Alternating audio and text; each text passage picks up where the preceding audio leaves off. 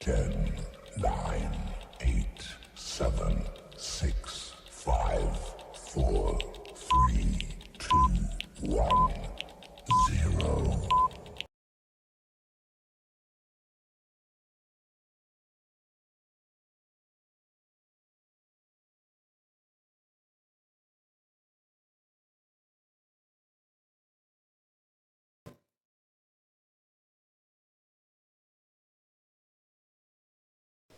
Question number 20 हो गया था ना।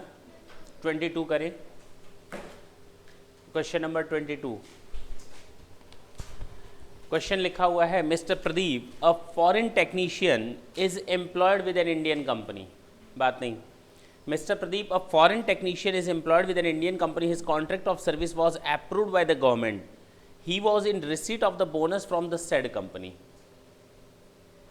कहाँ है आपका assignment? Mr. Pradeep, a foreign technician, is employed in an Indian company. His contract of service was approved by the government. He was in receipt of bonus from the said company where he is working. The assessing officer subjected the amount of tax on the ground that bonus receipt falls outside the purview of the contract of service. Is the assessing officer justified? बताएं इसका जवाब क्या होगा। 22 है।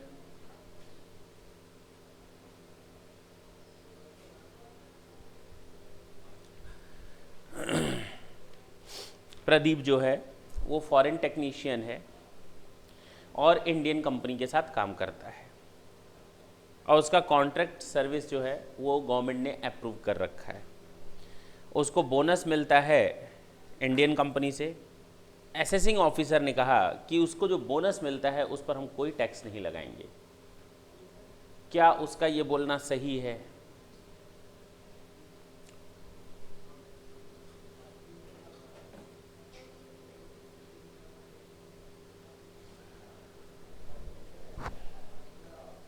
मैंने तुम लोग को स्कोप ऑफ टोटल इनकम के न्यूमेरिकल सॉल्व करवाए थे और उसमें मैंने बोला था सेक्शन 9 की कुछ बातें कि अगर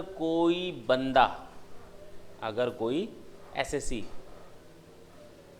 इंडिया से एम्प्लॉयड है, चाहे वो कहीं भी अब काम कर ले, भारत में काम करना और भारत के लिए काम करना, एम्प्लॉयड इन इंडिया और एम्प्लॉयड फॉर इंडिया, दोनों में फ़र्क है। कोई बंदा जो विदेशी है हिंदुस्तान में आकर करता है काम तो उसको हम कहते हैं एम्प्लॉयड इन इंडिया। बैठे, जल्दी बैठे। और अगर कोई बंदा आउटसाइड इंडिया जाता है यहाँ का और वहाँ काम करता है तो हम कहते हैं एम्प्लॉयड फॉर इंडिया, अगर वो इंडिया के लिए काम करता है तो, या गवर्नमेंट ने उसको अपॉइंट किया है तो। क्लियर? यहाँ पर एक फॉरेन टेक्नीशियन है मिस्टर प्रदीप। अब वो विदेश में काम कर रहा है या हिंदुस्तान के लिए काम कर रहा है, कोई फर्क नहीं पड़ता, वो काम इंडियन कंपनी के लिए कर रहा है, साफ साफ लिखा है। और अगर वो काम इंडियन कंपनी के लिए काम कर रहा है आउटसाइड इंडिया तो हम कहेंगे वर्क या एम्प्लॉयड फॉर इंडिया। तो उसको मिलने वाला सैलरी, बोनस, कमीशन सारा का सारा टैक्सेबल होगा ही होगा। इनकम डीम टू एक्रू और अराइज इन इंडिया। बोलो भाई, इनकम डीम टू एक्रू और अराइज इन इंडिया। पक्की बात है, इसमें तो कोई अब डाउट नहीं रहा होगा। ये टॉपिक हम पहले भी बता चुके हैं। तो आप नोट लिख सकते हैं, आंसर लिख सकते हैं। The contention of the assessing officer is incorrect. The contention of the assessing officer is incorrect. As per Section 9 of Indian Income Tax Act 1961,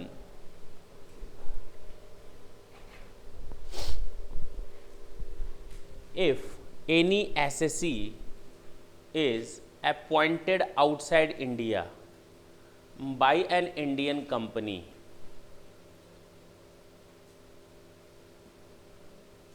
means Indian employer, then salary received by that foreign national will be charged to tax in India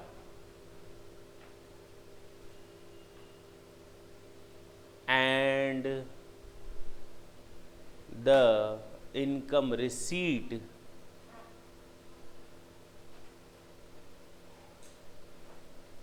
will be treated as income deemed to accrue or arise in India.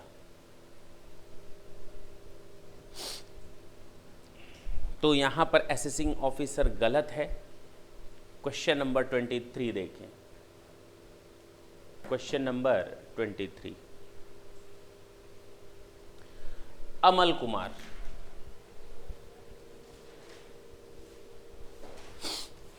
An Indian citizen. Amal Kumar an Indian citizen, underline कर लें Indian citizen पे,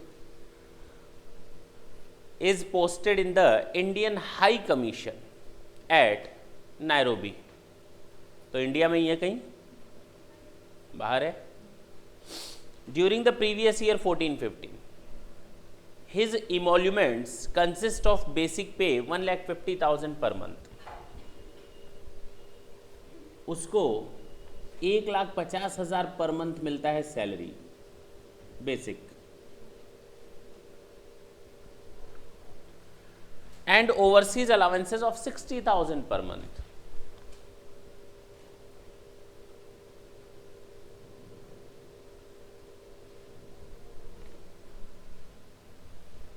Besides, he is entitled to and from journey to India and also use government's car at Nairobi, यानी उसको car भी मिली। He has no taxable income except salary income stated above। Compute gross salary, taxable liability काट देना, gross salary. अभी हम लोग taxable liability नहीं calculate कर रहे, केवल सैलरी का कैलकुलेशन कर रहे हैं। वर्ड क्या लिखा है? Indian high commission. और इंडियन हाई कमीशन के लिए कोई बंदा इंडिया का Indian citizen outside India appoint होता है, गवर्नमेंट ने उसको अपॉइंट किया है, तो उसके लिए एक सेक्शन हमेशा याद रखना, सेक्शन 10 सबसेक्शन 7।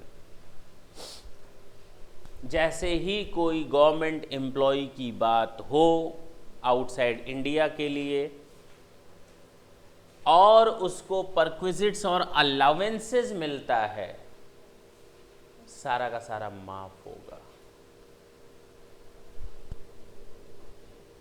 If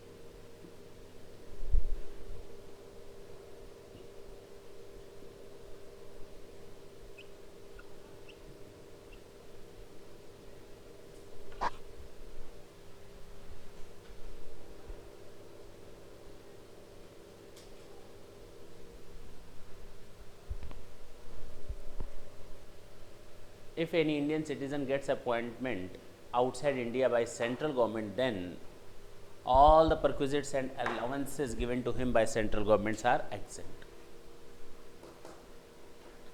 अब इस क्वेश्चन में बताओ क्या टैक्सेबल होगा। देखो, कैलकुलेशन ऑफ ग्रॉस सैलरी,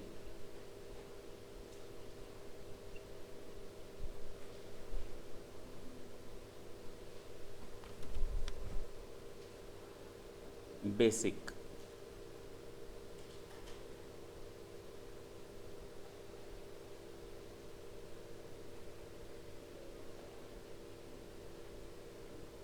बोलो ना, अलाउंसेस कितना, exempt,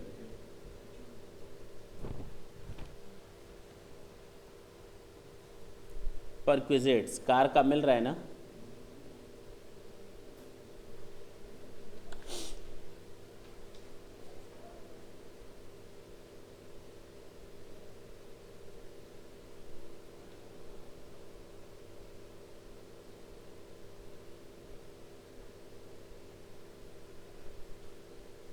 This is your answer.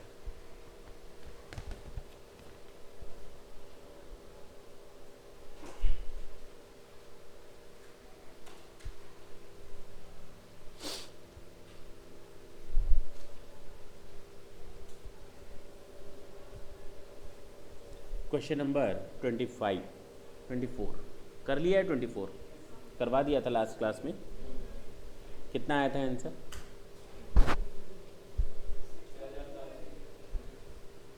Question number 24 का आंसर है 6480।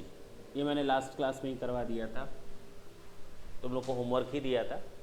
चलो क्वेश्चन नंबर 25 करो, खुद करो।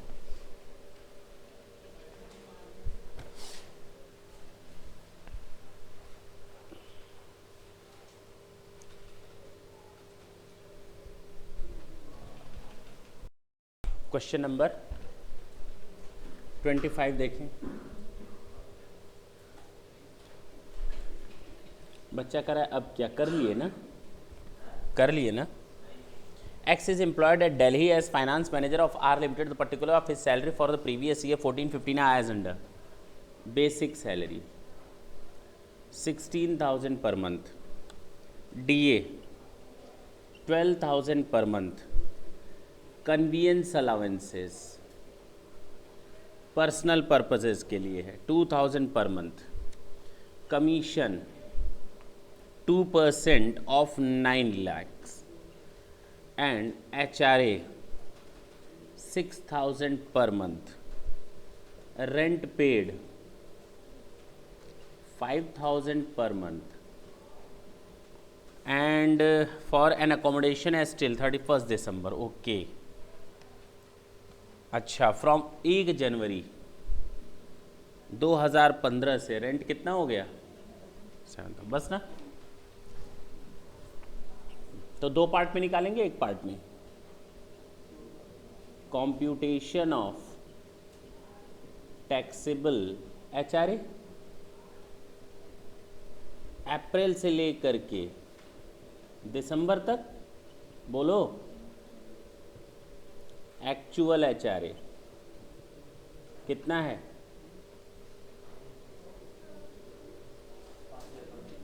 HRA 6,000 पर मंथ मिल रहा है ना, 9 मंथ्स का। लीस्ट इज एग्जेम्प्ट,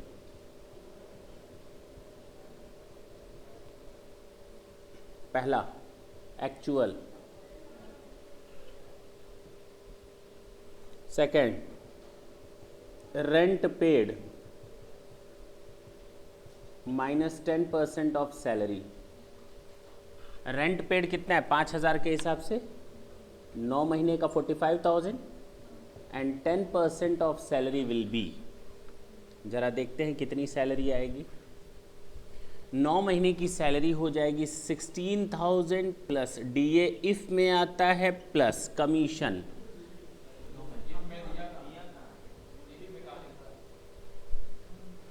परसेंटेज में दिया है? नहीं। एज्यूम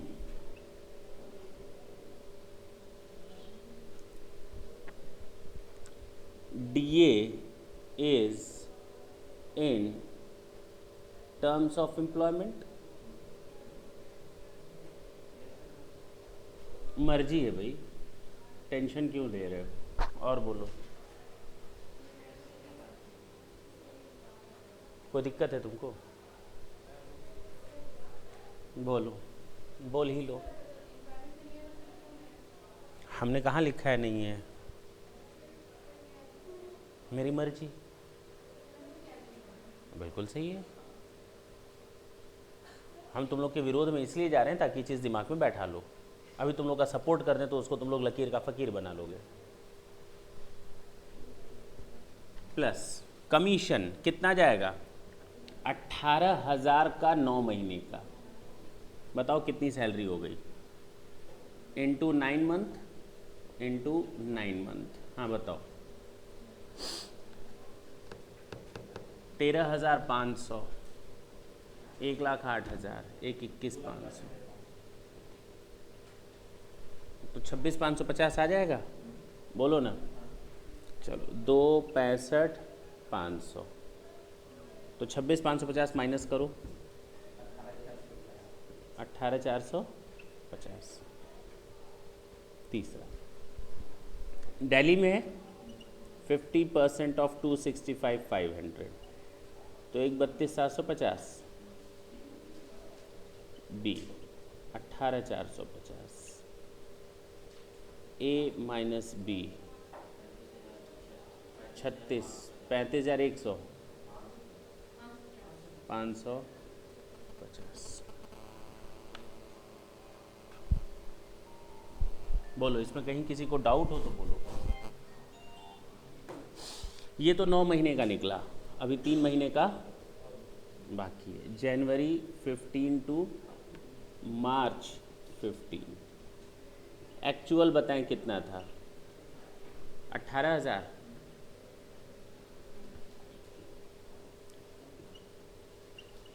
18,000। दूसरा, रेंट पेड, बोलो क्या दिक्कत है? Minus 10% salary. रेंट पेड कितना है?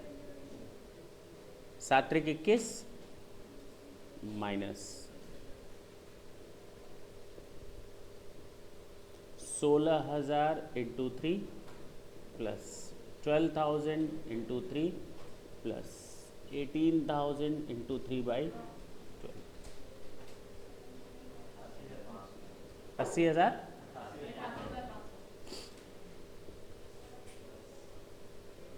बताओ कितना है?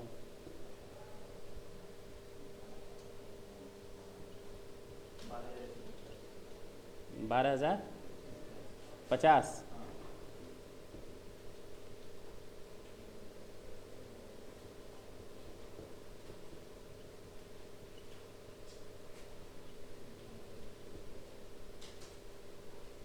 टोटल टैक्सेबल कितना हो जाएगा?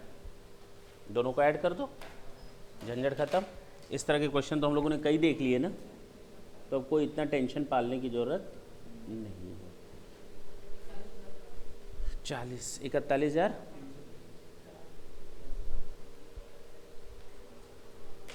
ठीक है ना। चले आगे, क्वेश्चन नंबर 25 तक एंड है, सोच लो।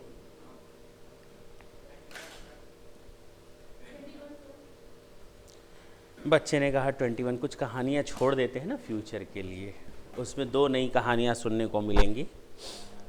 हाँ, पहले तो जितनी प्रैक्टिस हो सकती है उतनी कर ली जाए, कोई दिक्कत नहीं है। हटाएं।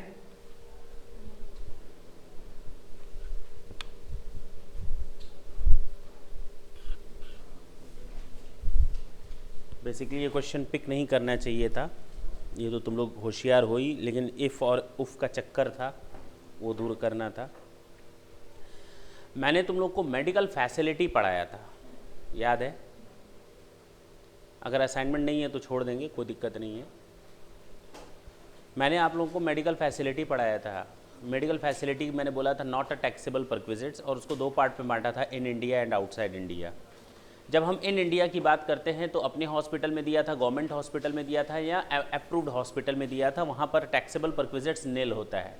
लेकिन अगर किसी प्राइवेट हॉस्पिटल में दिया था तो 15,000 तक माफ़ होता है, उसके ऊपर का टैक्सेबल हो जाता है। आउटसाइड इंडिया में 2 चीज़ें बताई थी मैंने, मालूम है? मालूम है? ट्रीटमेंट एंड लॉजिंग एक तरफ रखो, ट्रैवलिंग एक तरफ रखो। ट्रीटमेंट एंड लॉजिंग में जितना आरबीआई परमिट करेगी उतना माफ़ है। ट्रैवलिंग के केस में अगर ग्रॉस टोटल इनकम 2 लाख तक है तो माफ़ है, 2 लाख से अधिक है तो पूरा टैक्सेबल है। लेकिन यहाँ याद रखना, एम्प्लॉय के लिए केवल ये बेनिफिट नहीं है, बल्कि एम्प्लॉय और उसकी फैमिली के लिए है। हाँ या ना? और एम्प्लॉय और उसकी फैमिली में आता कौन कौन है, वो तो खुद आएगा ही आएगा क्योंकि वो एम्प्लॉय है, उसके स्पाउस और उसके चिल्ड्रन। याद रखना, जब हम मेडिकल फैसिलिटी की बात करेंगे तो फैमिली का मतलब होगा स्पाउस, चिल्ड्रन।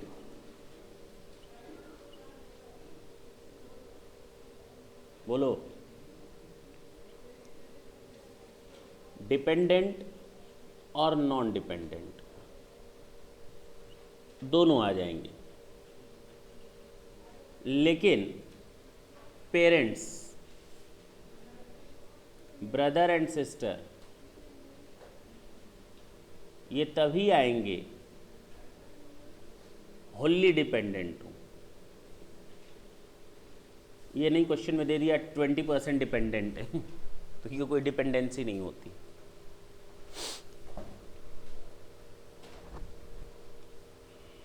क्लियर? एक क्वेश्चन मैं पढ़ूंगा, क्वेश्चन नंबर 26, तुम लोग हमें जवाब देते जाओगे। अच्छा, एक चीज़ और मैंने इसमें बताई थी। हाँ, बोल ले।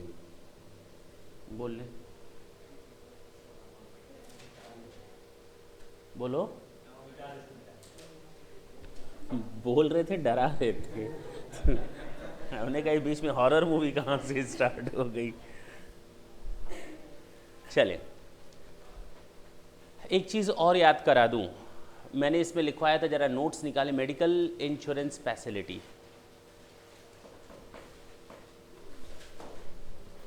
अगर मेडिकल प्रीमियम पेड किया जाता है वो भी इस दायरे में आता है। नोट्स निकालें, नोट्स, असाइनमेंट्स दे, क्या लिखा था उसको जरा अंडरलाइन कर लें।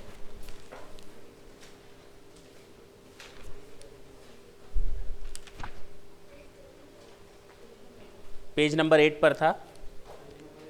हाँ, इंश्योरेंस प्रीमियम पेड और reimbursed by the employer on the mediclaim policy taken by the employer employee और also covered in this facility. Clear है? लिखवाया है ना? लिख लेना इंपॉर्टेंट है। अब आते हैं क्वेश्चन नंबर 26 और जरा देखिए, हमें एक एक करके आप लोग हमें बताएंगे टैक्सेबिलिटी आएगी या नहीं।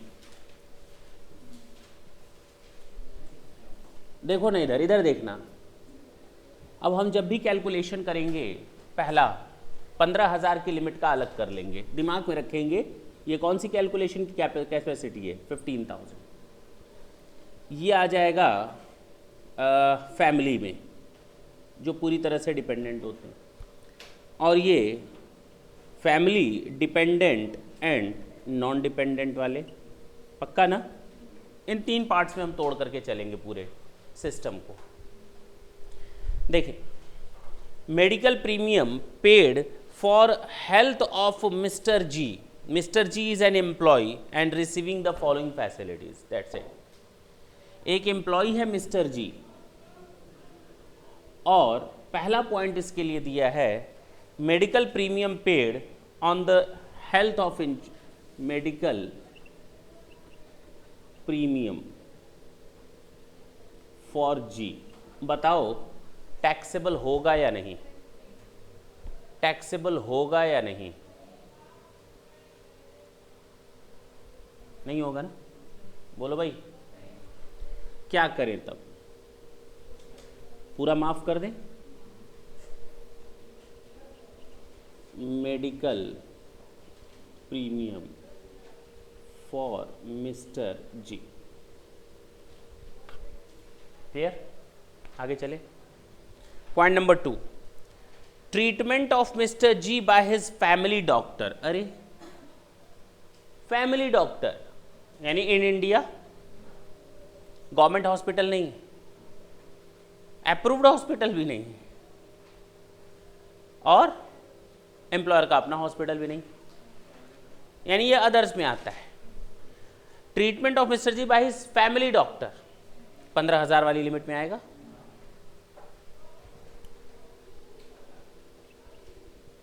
Treatment of mister G by family doctor कितना है?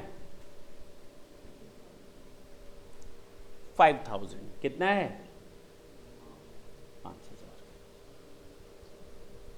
चलो आगे चलो। Treatment of Mrs G in a government hospital, पूरा माफ होता है।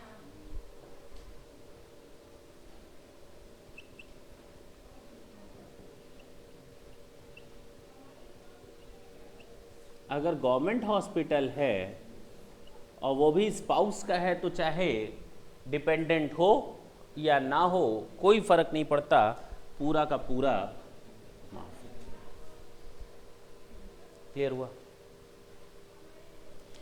Treatment of mister G grandfather in a private clinic. Family में तो आते ही नहीं है ग्रैंडफादर ना, फैमिली में आते ही नहीं है। नहीं, हम इनकम टैक्स की फैमिली की बात कर रहे हैं। पर्सनल होने की जरूरत नहीं है। इतना जज्बाती होकर पढ़ोगे तो गड़बड़ हो जाएगा। हाँ बोलो, अब बोलने दो। फैमिली मीन्स मैंने अभी थोड़ी देर बाद पहले बताया, spouse and children, dependent and non dependent, parents. Grand parents तो कहीं नहीं लिखवाया था, पेरेंट्स ब्रदर एंड सिस्टर लिखवाया। बोलो,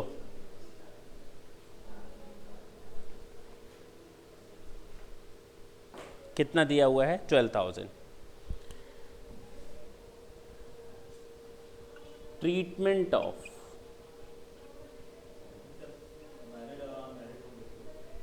बोलने तो दो। ग्रैंडफादर मैरिड नहीं थे। अच्छा क्या बात कर रहे हो तुम? इतना जज्बाती होकर सोच रहा है। नहीं, परपोते ऐसे ही हो गए। ट्रीटमेंट ऑफ जीज ग्रैंडफादर, हो गया हो गया, वो सवाल उठ गया था। 12,000।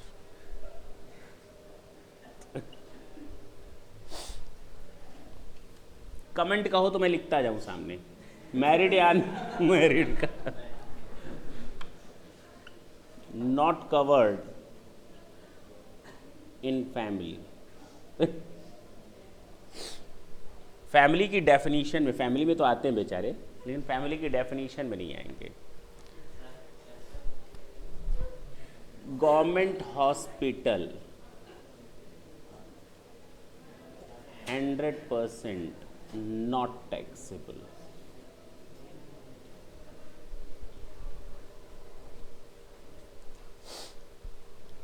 Treatment of family doctor, bye treatment of family doctor covered under limit of ₹15,000। बोलो ना। चलो आगे चल सकते हैं, ग्रैंडफादर को छोड़ देते हैं। ट्रीटमेंट ऑफ मिस्टर जीज मदर, आती है ना मदर, लेकिन वो डिपेंडेंट हो तो लिखा है, और पूरी तरह वो डिपेंडेंट हैं लिखा है। बाय फैमिली डॉक्टर, ओहो फैमिली डॉक्टर की बात करते हो, इधर जाओ, इधर जाओ। ट्रीटमेंट ऑफ मिस्टर जीज मदर, कितना? 8,000 रुपये। तो ये भी आ जाएगा कवर्ड अंडर लिमिट ऑफ ₹15,000 पक्का। ट्रीटमेंट ऑफ जीज सिस्टर, सारे लोग बीमार हैं साल भर में, पूरी फैमिली रोगी है, वायरल हो रखा है, इबोला हो रखा है। Treatment of G's mother sister in a nursing home, G's sister आती है, लेकिन ये डिपेंडेंट है या नहीं, लिखा है डिपेंडेंट है, तो डिपेंडेंट है कवर होगी, लेकिन नर्सिंग होम में है तो इधर आ जाएगी। फैमिली में है, नर्सिंग होम है तो इधर आ जाएगी। ट्रीटमेंट ऑफ, किस में, कहाँ लिखा है? नर्सिंग होम अप्रूव्ड होता है, नर्सिंग होम तुम्हारे इनकम टैक्स कमिश्नर अप्रूव करेंगे कि प्राइवेट नर्सिंग होम को हम अप्रूव कर रहे हैं, सारे मरीज वहीं भर्ती हो जाओ। ना देखो कुछ न दिया हो तो नहीं मानोगे ना। कितना है? 3000 covered under the limit of 15,000। चलें, सुन लो ढंग से। Treatment of G's brother, sister और ब्रदर पेरेंट्स तभी आएंगे जब वो डिपेंडेंट होंगे, लेकिन यहां लिखा है इंडिपेंडेंट, तो जी का भाई इंडिपेंडेंट है, पूरा टैक्सेबल करो ना। Treatment of G's brother 6000, independent. अब बात समझ में आई? चले आगे। Treatment of G's father dependent हैं और वो भी एब्रॉड में, जो उनको ट्रीटमेंट दिया गया है इन इंडिया नहीं है, एब्रॉड है। बोलो ना, 50,000 रुपए।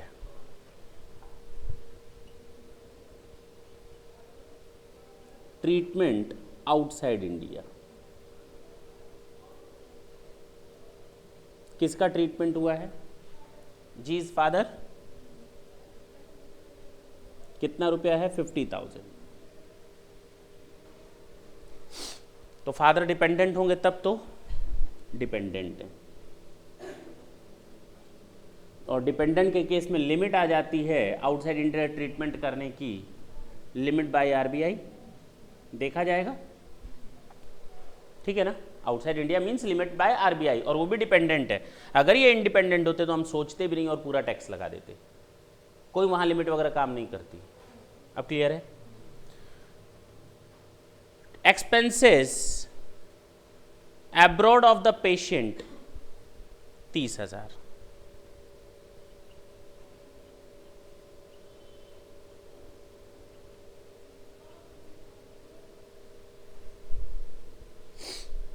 Limit by RBI 75,000। बोलो ना, माइनस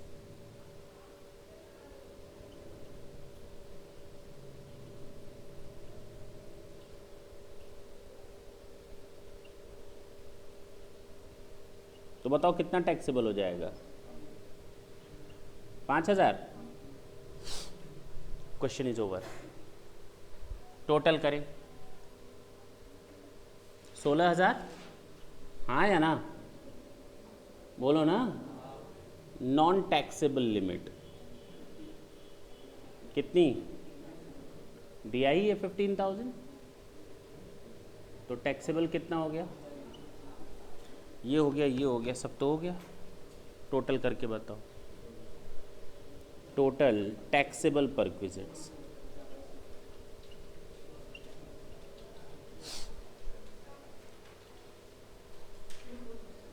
सही है। अब नोट तो कर नहीं सकते हो, कर लोगे?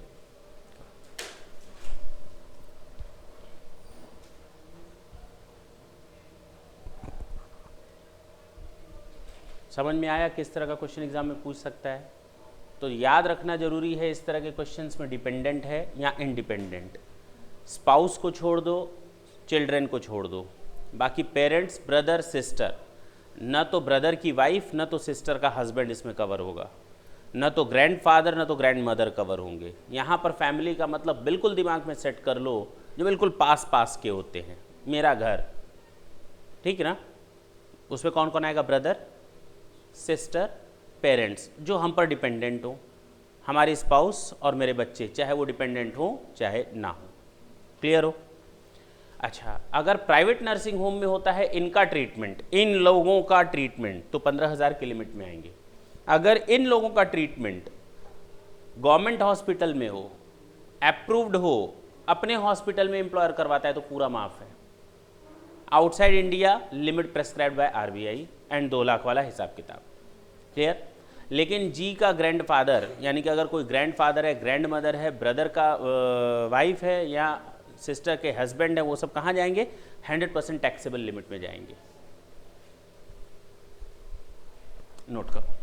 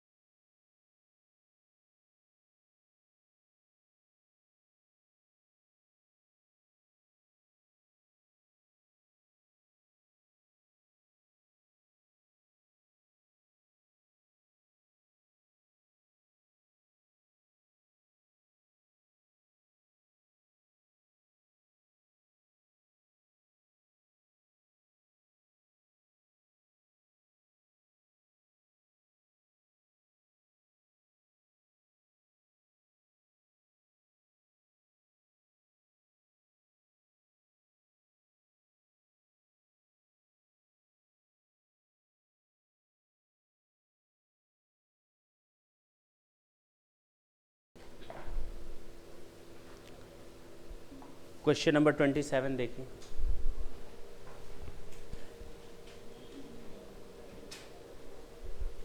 Question number 27, Mr. Goyal received the following emoluments during the previous year ended on 31st of March 2014। ये उसको emoluments मिले। बेसिक पे है 40,000। बेसिक कितना मिल रहा है?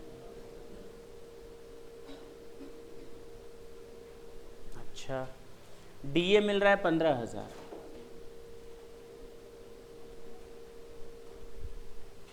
कमीशन है 10,000।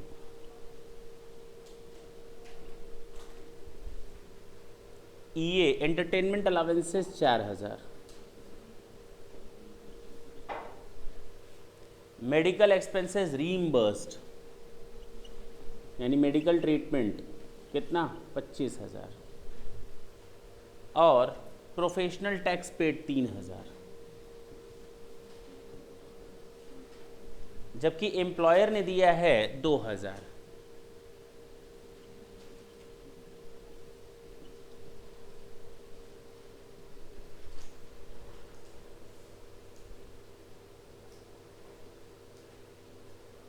चलो देखते हैं।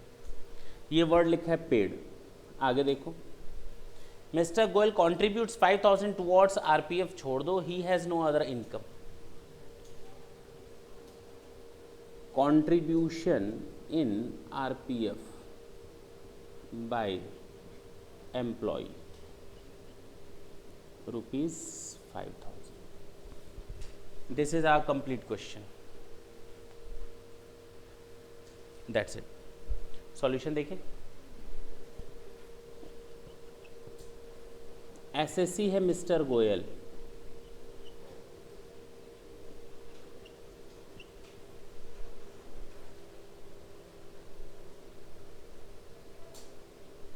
देखें इधर, बेसिक सैलरी 4,80,000, बोलो। डीए 15,000 यानी 1,80,000। कमीशन 10,000 पर मंथ है ना? हाँ,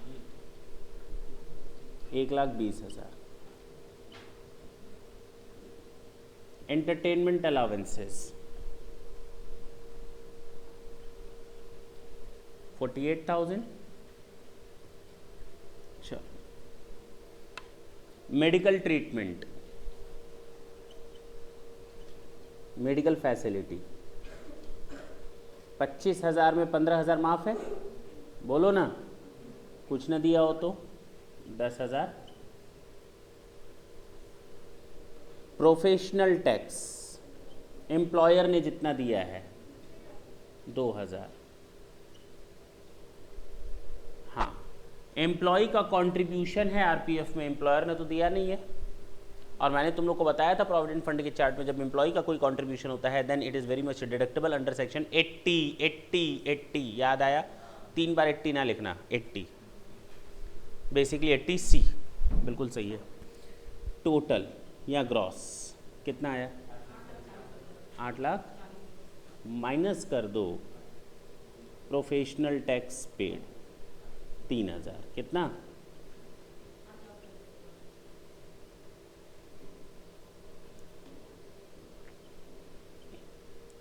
टैक्सेबल सैलरी। अच्छा, इसको हम लोगों ने एंटरटेनमेंट अलावेंसेस का बेनिफिट क्यों नहीं दिया? क्योंकि ये गवर्नमेंट एम्प्लॉय नहीं। नोट कर लो।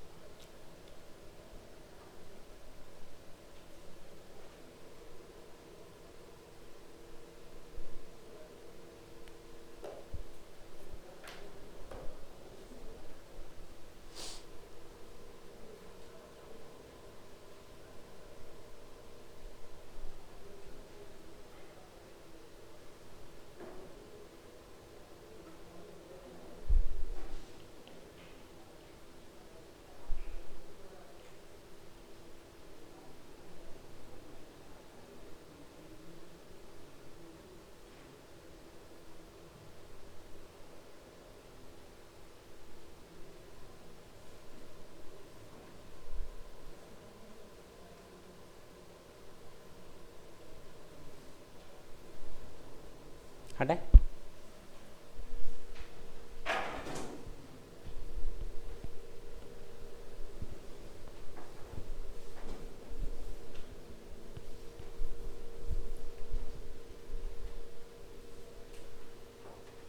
जो अब हम लोग करने जा रहे हैं बिल्कुल नई थ्योरी,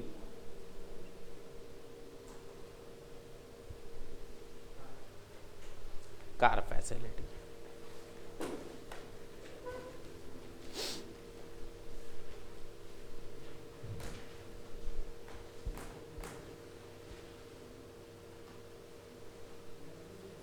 कंसंट्रेशन यही होना चाहिए, अच्छी चीज़ है।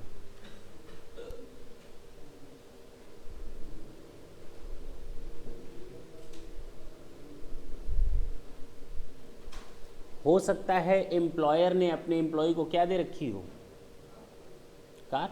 देते हैं कि नहीं देते हैं? देते हैं।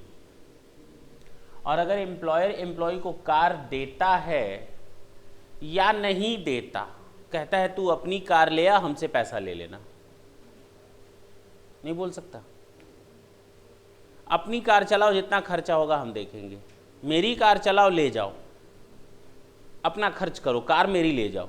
या बोल सकता है कार मेरी ले जाओ, खर्चा भी हम ही करेंगे, दोनों कर सकता है। मीन्स क्या क्या सिचुएशन हो सकती हैं जरा देखो। ओन्ड बाय, मालिक कौन है वो देखते हैं कार का।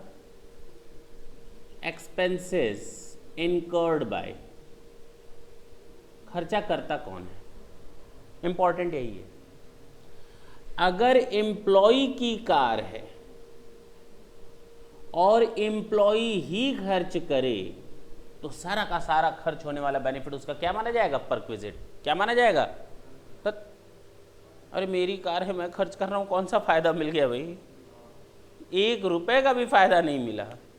मेरी कार मैं खर्च करूं, मुझे क्या फायदा? मुझे मालिक ने तो कुछ दिया ही नहीं। सैलरी में जोड़ दोगे? wholly used for personal,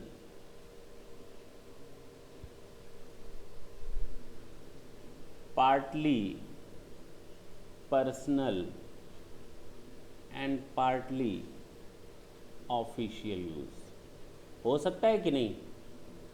car का यूज 2 तरीके से हो सकता है, या तो कार पूरी तरह मेरे पर्सनल यूज में हो, या तो पार्टली पर्सनल और पार्टली ऑफिशियल हो। लेकिन अगर कार मेरी है, मैं ही खर्च करूं, तो परक्विजिट निल, सोचना ही नहीं। अगर कार मेरी है, मैं ही खर्च करूं, तो परक्विजिट निल। सोचना है क्या? सोचना है, छोड़ो ना, फिर झंझट जाने दो, आगे बढ़ो। हो सकता है कार एम्प्लॉय की हो और खर्चा एम्प्लॉयर करता हो, तब तो परक्विजिट बनता है ना। कार पूरी तरह से मेरे पर्सनल यूज में है, कार पूरी तरह से मेरे पर्सनल यूज में है, तो सीधी सी बात, जितना एम्प्लॉयर को घाटा उतना मेरा फायदा। एम्प्लॉयर को घाटा कितना? जितना एक्सपेंसेस किया। एम्प्लॉयर को घाटा कितना? जितना एक्सपेंस किया। एक्सपेंसेस इनकर्ड बाय एम्प्लॉयर, पक्का ना? जितना एम्प्लॉयर खर्च करेगा, अगर कार पूरी तरह से मेरे पर्सनल यूज में है तो। प्रॉब्लम तो तब आती है जब कार मालिक की है, मेरी है, और खर्चा मालिक कर रहा है। कार मेरी है, खर्चा मेरा मालिक कर रहा है। अब वो कितना खर्चा मेरे पर्सनल में कर रहा है, कितना खर्चा मेरे ऑफिशियल में कर रहा है, मालूम नहीं। क्या करें? क्या करें? तो जितना उसने खर्चा किया, क्या वो सारा का सारा टैक्सेबल होगा? अरे नहीं, क्योंकि उसमें कुछ हिस्सा किसका है? ऑफिशियल है। उसको क्यों टैक्स लगा रहे हो? तो जितना मालिक खर्च कर रहा है वो सारा का सारा टैक्सेबल नहीं होगा, यहाँ कुछ कम हो जाएगा। हाँ, जितना मालिक खर्च कर रहा है सारा का सारा टैक्सेबल नहीं होगा, कुछ कम हो जाएगा।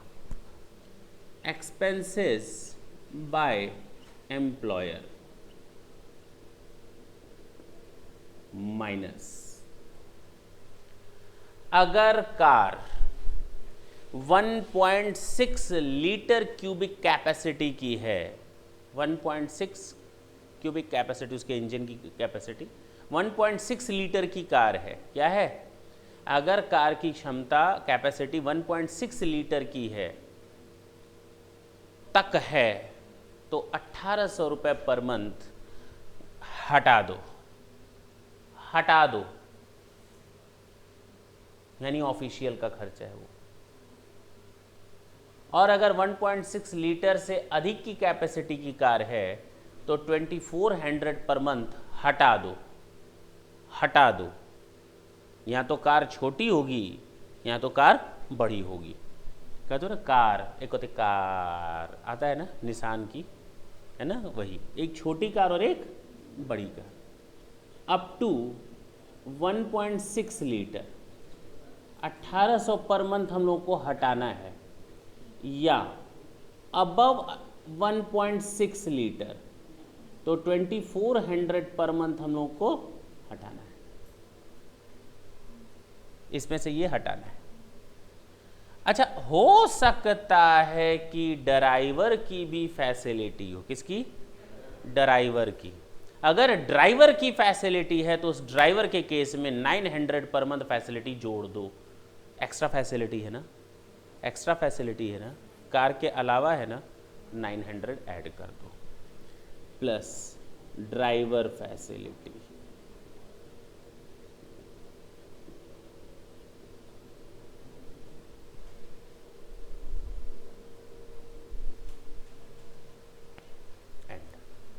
कितना सिंपल है। अगर एम्प्लॉय की कार है, एम्प्लॉयर खर्च कर रहा है, मैं उस कार का केवल पर्सनल यूज़ करता हूं तो जितना खर्च करेगा सारा का सारा वो आ जाएगा।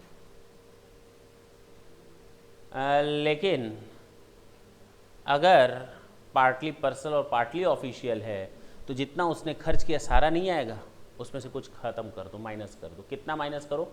अगर 1.6 लीटर की कार है तो 1800 रुपये पर मंथ माइनस कर दो। अगर 1.6 लीटर से अधिक की कार है तो 2400 पर मंथ माइनस कर दो। और अगर ड्राइवर की फैसिलिटी दिया है तो 900 पर मंथ जोड़ दो। ठीक है ना? चलो नेक्स्ट चलें। अब थोड़ा उलझेगा। एम्प्लॉय की कार, एम्प्लॉय की कार ना बेटा ना, एम्प्लॉयर की कार। और खर्चा कौन कर रहा था? एम्प्लॉय।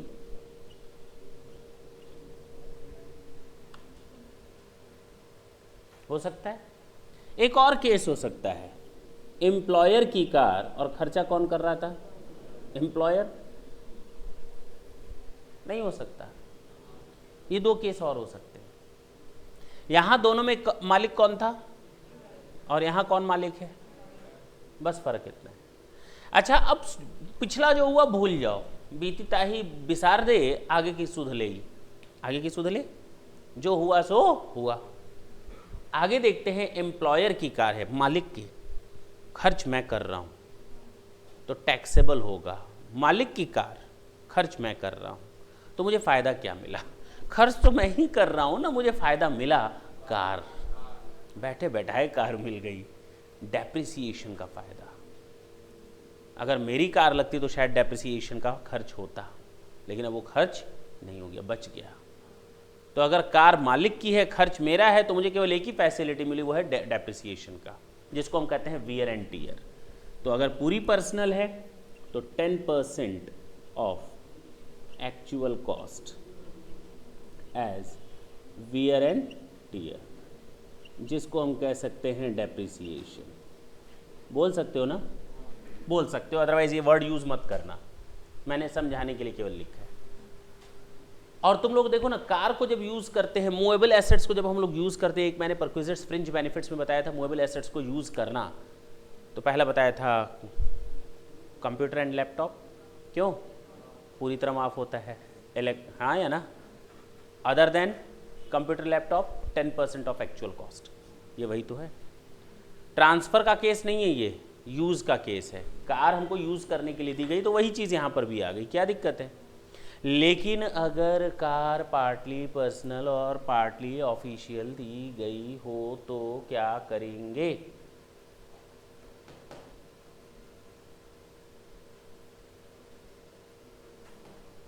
बहुत छोटा सा बेनिफिट दिया गया है, केवल कार दी गई, खर्चा मेरा ही है, केवल कार दी गई, खर्चा मेरा ही है।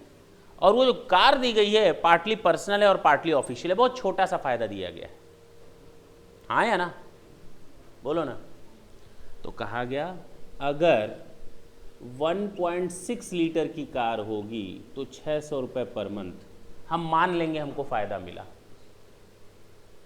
माइनस नहीं किया, ये मान लेंगे ये फायदा ही मिला है, ये मेरे पर्सनल यूज का ही है। या अबव 1.6 लीटर हो तो 900 पर मंथ मान लेंगे मुझे फ़ायदा मिला, प्लस कर देते हैं ड्राइवर की अगर फैसिलिटी होगी तो 900 पर मंथ फैसिलिटी ड्राइवर की। याद तो करना पड़ेगा, 1800, 2400, 600, 900, बस ड्राइवर तो सब में 900 900 एंट्री मार लेगा, है कि नहीं? जस्ट चिल, ठीक है। लास्ट, कार भी मालिक की, खर्चा भी मालिक का, हमारा कुछ गया ही नहीं। यानी खर्चा जब मालिक कर रहा था और जब कार मालिक की थी, अब मुझे ये दोनों बेनिफिट मिल रहे हैं, तो दोनों को जोड़ दो। नहीं समझे? कार का भी फायदा मिल रहा है और खर्चों का भी फायदा मिल रहा है, दोनों जोड़ दो ना। एम्प्लॉयर का खर्चा, यहां भी एम्प्लॉयर का खर्चा, एम्प्लॉयर की कार, जोड़ दो, दोनों मिलाकर यहां आ जाएगा, कोई दिक्कत है? Expenses by employer plus wear and tear, कितना? 10%। खत्म। कितना आसान है, नहीं? खत्म। प्रॉब्लम इतने आएगी, सारे समस्याओं की जड़ यही है। अब इधर आते हैं, कार भी एम्प्लॉयर की, खर्चा भी एम्प्लॉयर का। हमको केवल कार नहीं दी गई, यानी केवल 600 और 900 का बेनिफिट नहीं दिया गया, इससे कुछ ज़्यादा का खर्चा दिया गया है, जिसको हम पार्टली पर्सनल और पार्टली ऑफिशियल यूज़ करते हैं। यानी जो भी होगा इससे अधिक की लिमिट होगी, पक्की बात है ना? और इससे अधिक की लिमिट कहीं मिल रही है तुम लोग को? ये याद करने की जरूरत ही नहीं है, इससे अधिक की बेनिफिट ये उठाकर कॉपी कर लो, है कि नहीं? अप टू 1.6 लीटर की अगर कार है तो 1800 रुपये पर मंथ मान लेंगे मुझे बेनिफिट मिला। अबव 1.6 लीटर क्यूबिक कैपेसिटी की इंजन है तो 2400 पर मंथ का बेनिफिट मिला, और प्लस अगर ड्राइवर है तो बेटा 900 रुपये पर मंथ जोड़ देना। ये पूरा कार का बेनिफिट है। बच्चे बहुत दुखी रहते हैं याद करने में, रट्टा मारते हैं, भूल जाते हैं, लेकिन याद नहीं करना, समझना है। अगर समझ लिए तो बहुत हल्का है, ये तो कुछ है ही नहीं। पहला, पूरी कार एम्प्लॉय की, पूरी खर्चे एम्प्लॉय के, कोई बेनिफिट नहीं। इसको पहले देख लेते हैं। एम्प्लॉयर की कार है, एम्प्लॉय की कार है, एम्प्लॉयर खर्च कर रहा है, तो जितना एम्प्लॉयर खर्च कर रहा है वो सारा का सारा, हाँ या ना?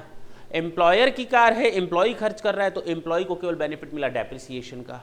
एम्प्लॉयर की कार है, एम्प्लॉयर खर्च कर रहा है, तो डेप्रिसिएशन के साथ साथ खर्चे का भी बेनिफिट मिल गया, ये तो खत्म। एम्प्लॉय की कार है, एम्प्लॉयर खर्च कर रहा है, तो जितना खर्च कर रहा है वो सारा का सारा बेनिफिट नहीं है, उसमें से कुछ माइनस कर दो, कितना? 1800 और 2400, और जोड़ दो 900। क्लियर? एम्प्लॉयर की कार है, एम्प्लॉय खर्च कर रहा है, तो केवल हमें छोटा सा फायदा मिला, छोटा सा, देखो नाम दिमाग में अपने आप आ रहा है, छोटा फायदा मिला, तो 600 और 900 वही आ गया बेनिफिट। और यहां पर कार एम्प्लॉयर की है, खर्चा भी एम्प्लॉयर का, यानी इससे ज्यादा का बेनिफिट मिला, कितना? 1800 और 2400। देखो कितना सिंपल है, याद भी नहीं करना। नहीं नोट नहीं करोगे, हटा दें।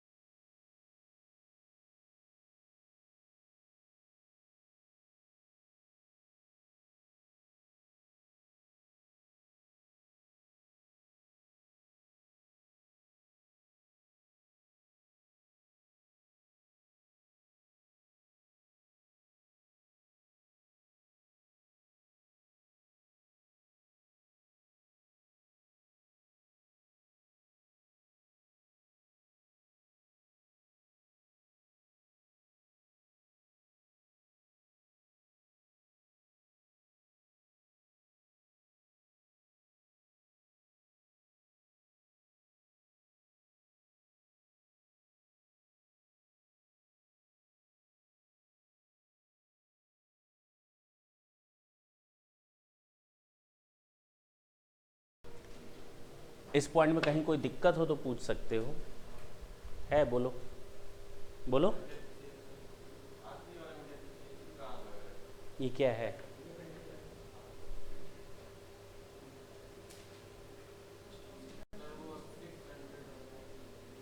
क्या दिक्कत आ रही है? 1800-2400 अगर आप पूरी फैसिलिटी को यूज करते हैं तो कार भी एम्प्लॉयर की, खर्चा भी एम्प्लॉयर का, तो 1800-2400। लेकिन कार एम्प्लॉयर की है लेकिन खर्चा एम्प्लॉयर का नहीं है, तो इसका मतलब इससे कम फैसिलिटी यूज कर रहे हैं, तो 600 और 900। और बोलो, ठीक है ना?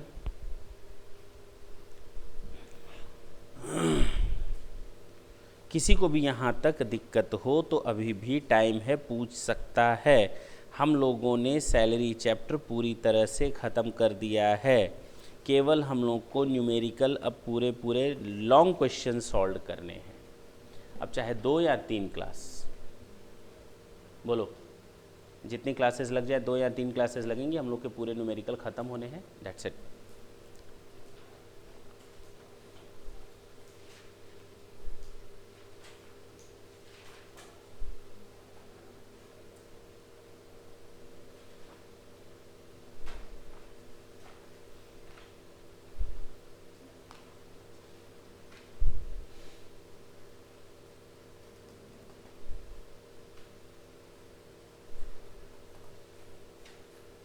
ठीक, थैंक यू बच्चों। कुछ नहीं बचा है इसमें आपका, थ्योरी के पार्ट पूरे ख़त्म, बेसिक सारे न्यूमेरिकल ख़त्म, केवल हम लोग को करना क्या है, लॉन्ग क्वेश्चन सॉल्व करने हैं। That's it. हाँ, लेकिन ये तभी पॉसिबल है जब आपका सारा का सारा थ्योरी तैयार हो। एक बार कहो तो रिवाइज करवा दें सारा का सारा सैलरी। सेक्शन 14 था, they are 5 heads of income: salary, house property, PGBP, capital gain and other sources. Section 14A था, if any income is exempt then the related expenditures are disallowed. Section 15 था, charging section of salary, due basis और receipt basis which ever is arrear of salary but subject to section 89(1). Section 16 deductions बताए गए थे। 16(1) standard deduction over हो चुका है, eliminate हो चुका है, डिलीट हो चुका है। 16(2) एंटरटेनमेंट अलावेंसेज जो केवल एक गवर्नमेंट एम्प्लॉय को मिलता है, actual amount 5000, 1/5 of basic salary. Section 16(3) बताया था मैंने, प्रोफेशनल टैक्स, एम्प्लॉयर जितना देता है जोड़ लो, लेकिन उतना लेस कर दो जितना एम्प्लॉय पे करेगा एक्चुअल में, बात खत्म, चाहे एम्प्लॉयर से मिला हो या ना मिला हो। सेक्शन 17 में 3 डेफिनेशंस बताई थी। 17(1) definition of salary: basic salary, wages, annuity, pension, gratuity, provident fund, live in cash fund, commuted pension, advance salary, perquisites, allowances, bonus, commission. Section 80CC(D). ठीक, चलो। सेक्शन 17(2) मैंने बताया था, perquisites, rent free accommodation, concessional rent accommodation, the value of any benefit or amenity provided by employer to the employee either at free of cost or at concessional rate only in the case of a specified employee. The value of any obligation of the employee is met by the employer, any sum paid to get an assurance of life of the employee, any other fringe benefits as may be prescribed, ESOP at free of cost or at concessional rate, और last बताया था superannuation fund में employer का contribution in excess of ₹1 lakh. Section 17(3) बताया था, profit in lieu of salary. Profit in lieu of salary में था पहला, एनी कंपनसेशन ड्यू टू और received by any employee from its present और former employer on account of termination और modification in terms of employment. याद आया?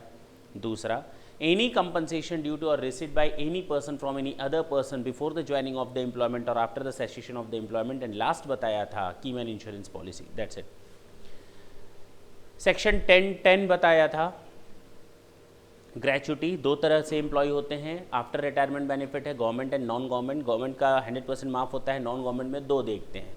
Covered under the gratuity act, not covered under the gratuity act. Covered under the gratuity act 3 चीज़ें, actual amount 10 lakhs and half month salary 15/26 on the basis of last drawn salary for each completed year of service और part thereof in excess of 6 months। Basic salary plus DA, that's it, salary की मीनिंग। Not covered में आता है actual amount 10 lakhs, half month salary 1/2 on the basis of last 10 months average salary for each completed year of service, part thereof वहाँ नहीं था। Basic salary plus DA if plus percentage, ये सैलरी की meaning थी।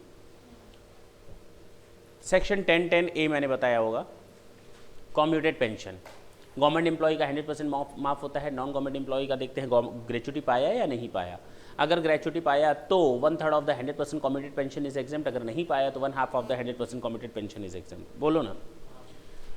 Section 10(10)AA leave encashment, government employ non government employ, government employ का पूरा माफ, नॉन गवर्नमेंट एम्प्लॉय में 4 में से जो कम हो।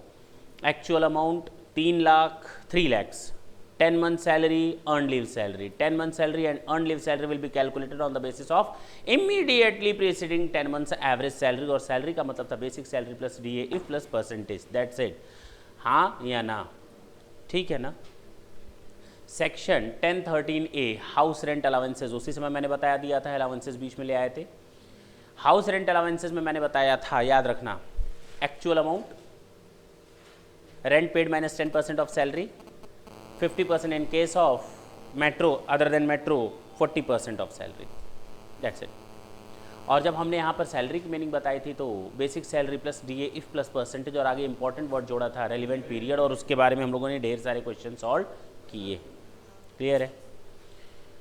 सेक्शन 10(13)A के बाद अगर देखा जाए तो सेक्शन 10(7) मैंने आज तुम लोग को कोट करवाया है कि अगर कोई गवर्नमेंट का employ Indian citizen outside India work करता है और सेंट्रल गवर्नमेंट उसको परक्विजिट्स या अलाउंसेस देती है, वो 100% माफ होता है। ये मैंने आज लिखवा दिया है नोट में, और क्वेश्चन भी उस पर हो गया, ठीक है ना। अगर हम रेंट फ्री अकोमोडेशन की बात करें, रिटायरमेंट बेनिफिट के बाद अब परक्विजिट्स की बात करते हैं। रेंट फ्री अकोमोडेशन में 2 तरह के एम्प्लॉय होते हैं, गवर्नमेंट नॉन गवर्नमेंट। अब टैक्सेबल अमाउंट आएगा, गवर्नमेंट का लाइसेंस फीस जो डिटरमाइंड होगा, नॉन गवर्नमेंट के केस में देखेंगे कि एम्प्लॉयर का अपना है या एम्प्लॉयर का अपना नहीं है। अगर एम्प्लॉयर का अपना घर है, 10 लाख तक की पॉपुलेशन है, 7.5% ऑफ सैलरी, 10 लाख से 25 लाख है तो 10% ऑफ सैलरी, और 25 लाख से अधिक है तो 15% ऑफ सैलरी। अगर एम्प्लॉयर का नहीं है तो 15% ऑफ सैलरी और rent which ever is less. हाँ या ना। उसमें हम लोग जोड़ते थे फर्निश्ड अकोमोडेशन, फर्निशिंग की वैल्यू। अगर एम्प्लॉयर का अपना होता था तो 10% ऑफ एक्चुअल कॉस्ट, अगर एम्प्लॉयर का अपना नहीं होता था तो रेंट जोड़ देते थे, जो आता था फर्निश्ड अकोमोडेशन माइनस कर देते थे अमाउंट चार्ज फ्रॉम एम्प्लॉय। हाँ या ना। जो आता था कंसेशनल रेंट अकोमोडेशन हो जाता था, बात खत्म। रेंट फ्री अकोमोडेशन के बाद हम लोगों ने देखा गैस वाटर हीटर कनेक्शन। अगर एम्प्लॉयर का है स्पेसिफाइड एम्प्लॉय और नॉन स्पेसिफाइड एम्प्लॉय, देखा था वैल्यू ऑफ परक्विजिट्स कितनी आ जाती है, actual amount paid by the employer अगर बाहरी एजेंसी को कर रहा है तो, अगर खुद का प्रोडक्शन है तो कॉस्ट ऑफ प्रोडक्शन माइनस कर दो अमाउंट चार्ज फ्रॉम एम्प्लॉय, हो गया। गैस वाटर के बाद एजुकेशनल फैसिलिटी दी गई थी एम्प्लॉय के स्टूडेंट, एम्प्लॉय के बच्चों के लिए, एम्प्लॉय के लिए नहीं। एम्प्लॉय को जो फैसिलिटी दी जाती है एकेडमिक को रिफ्रेशमेंट कोर्स होता है, वो पूरी तरह माफ़ होता है। हाँ या ना। लेकिन एम्प्लॉय को उसके बच्चों के लिए दिया जाता है, कितने बच्चों के लिए, ऐसा कुछ नहीं है, 2 लिमिट नहीं है यहाँ पे। हाँ या ना। फैसिलिटी या परक्विजिट्स में नहीं है। अगर एम्प्लॉयर अपने कॉलेज में देता है तो उसी लोकेलिटी में नियर बाई कॉलेज में कितनी फीस चार्ज की जाती है, या आउटसाइड कॉलेज में देता है तो जितना एम्प्लॉयर फीस जमा करता है minus amount charge from employ, that's it. हाँ या ना, बोलो ना। और अगर कन्वेंस फैसिलिटी देता है ट्रांसपोर्ट के केस में, तो उस केस में मैंने बताया था जितनी वो जगह घेरा बंदा, अगर उसकी जगह कोई दूसरा बंदा बैठा होता तो उससे कितना हम फेयर चार्ज करते, वो उसकी वैल्यू ऑफ परक्विजिट्स हो जाती, माइनस अगर कोई चार्ज कर लिया गया है अमाउंट तो। क्लियर हुआ। इसके अलावा मैंने बताया था फ्रिंज बेनिफिट्स। फ्रिंज बेनिफिट्स में बताया था ट्रांसफ़र ऑफ मूवेबल एसेट्स। अगर कंप्यूटर एंड इलेक्ट्रॉनिक गैजेट्स हैं, हार्ड डिस्क वगैरह, CD रोम वगैरह, तो 50% पर एनम के हिसाब से हम लोग डेप्रिसिएशन चार्ज करते हैं WDV मेथड से। कार के केस में 20% WDV के केस में, WDV के साथ, और अदर्स के केस में 10% पर एनम SLM के साथ। क्लियर है, याद आ गया होगा। कंप्लीटेड ईयर्स देखते हैं, पार्ट हटा देते हैं, ठीक है ना। मूवेबल एसेट्स को ट्रांसफ़र नहीं किया बल्कि यूज़ करने के लिए दिया, तो कंप्यूटर लैपटॉप बिल्कुल माफ़ है। Other than computer laptop 10% of actual cost. हाँ या ना।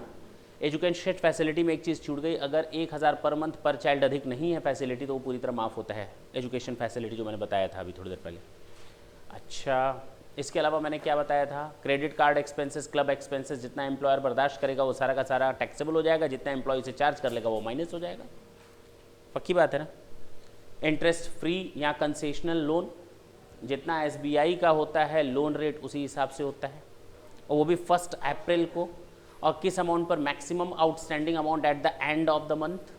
याद आया होगा, मैंने कहा था इस पर हम लोग क्वेश्चन सॉल्व करेंगे। क्लियर है? कार फैसिलिटी मैंने आज बताई है, कार फैसिलिटी मैंने आज बताई है। एम्प्लॉई की कार है, एम्प्लॉई खर्च कर रहा है तो निल। एम्प्लॉई की कार है, एम्प्लॉयर खर्च कर रहा है तो पूरी पर्सनल है तो जितना खर्च करे। पार्टली पर्सनल पार्टली ऑफिशियल है तो जितना एम्प्लॉयर ने खर्च किया उसमें से 1800 और 2400 माइनस कर दो, ड्राइवर का 900 जोड़ दो। अगर एम्प्लॉयर की कार है, एम्प्लॉई खर्च कर रहा है तो छोटा सा बेनिफिट मिला डेप्रिसिएशन का। अगर पूरी पर्सनल है, अगर पार्टली पर्सनल पार्टली ऑफिशियल है तो 600 900, और अगर ड्राइवर दिया गया तो 900 ऐड कर दो। अगर एम्प्लॉयर की कार है, एम्प्लॉयर खर्च कर रहा है तो पूरा डेप्रिसिएशन का भी फायदा, खर्चा का भी फायदा, सब जोड़ लो एक साथ। पार्टली ऑफिशियल है, पार्टली पर्सनल है तो 1800 2400 और 900 रुपया पर मंथ ड्राइवर का जोड़ लो। क्लियर हो गया? सिंपल है। कुछ छूटा हो तो बताओ। अलाउंसेस छूटे हुए हैं, 3 तरह के अलाउंसेस बताए हुए थे, taxable, non taxable, partly taxable. Non taxable की बात करें, ये UNO के एम्प्लॉयज़ को मिलने वाला अलाउंसेस पूरा माफ़ होता है। दूसरा, गवर्नमेंट एम्प्लॉय जो आउटसाइड इंडिया होता है, सेक्शन 10 सब सेक्शन 7 वहाँ पर भी बताया था, देखो आज यहाँ पर भी कोट करवा दिया। और तीसरा, हाई कोर्ट और सुप्रीम कोर्ट के जजेस को मिलने वाला अलाउंसेस पूरी तरह माफ़ होता है। पार्टली की बात करें तो ट्राइबल एरिया और scheduled area allowances 200 per month माफ़ होता है। बोलते क्यों नहीं? हिली एरिया अलाउंसेस 300 से 1300 है, 1700 है या 700 है? चलो, ट्रांसपोर्ट 300 से 700 7000। और हिली ट्रांसपोर्ट अलाउंसेस 800 और 1600, हैंडीकैप्ड और ब्लाइंड हो तो। क्लियर है? इतनी चीज़ें बताई थी। एजुकेशन अलाउंसेस 100 रुपये पर मंथ पर चाइल्ड 2 बच्चों के लिए, और हॉस्टल अलाउंसेस 300 पर मंथ पर चाइल्ड 2 बच्चों के लिए। बस बाकी जो तुम्हारे 100% टैक्सेबल में आते हैं, DA, city compensatory allowances, project allowances, family allowances, medical allowances, बोलो ना, ये सब आते हैं। डॉग अलाउंसेस, टिफिन अलाउंसेस, ये सब क्या आते हैं? 100% टैक्सेबल। लेकिन कुछ खर्चे ऐसे होते हैं अलाउंसेस जो एक्सपेंसेस पर डिपेंड करते हैं, जैसे यूनिफॉर्म अलाउंसेस हुआ। क्या होता है? यूनिफॉर्म अलाउंसेस, जितना खर्च किया उतना माफ। एक और बताया था, कन्वेंस अलाउंसेस, और एक और था, कौन सा? Helper allowances. दैट्स इट, बिल्कुल सही। तो तुम लोग देखो 10 मिनट के अंदर रिवाइज कर सकते हो घर पे। थैंक यू बच्चों।